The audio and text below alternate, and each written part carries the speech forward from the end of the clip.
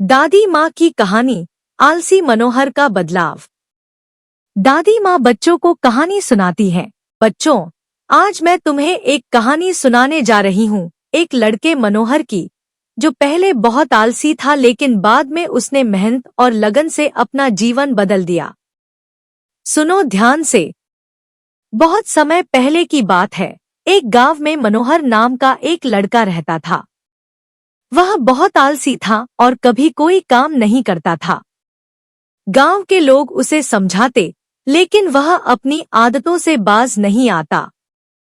गांव में राधा नाम की एक लड़की भी थी, जो बहुत मेहनती थी। वह सुबह से शाम तक काम करती और अपने परिवार की देखभाल करती। राधा अक्सर मनोहर को समझाती और प्रेरित करती। राधा मुस्कुराते हुए, मनोहर, तुम भी कुछ काम कर लो। मेहनत करने से ही अच्छा जीवन मिलता है।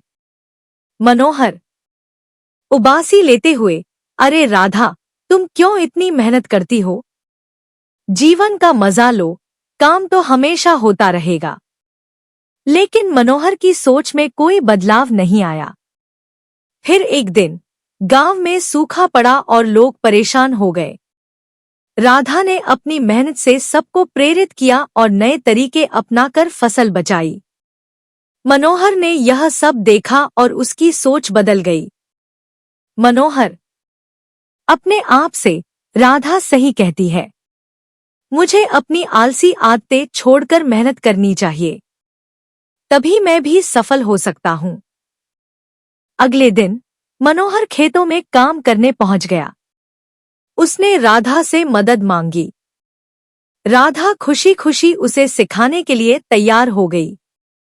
राधा प्रोत्साहित करते हुए, मनोहर, मैं तुम्हारी मदद करूंगी। मेहनत का फल हमेशा मीठा होता है। मनोहर दृढ़ निश्चय के साथ, धन्यवाद राधा, मैं अब मेहनत करूंगा और अपनी जिंदगी बदलूंगा। दिन, हफ्ते और महीने गुजरते गए। मनोहर ने अपनी मेहनत से खेतीबाड़ी में महारत हासिल कर ली।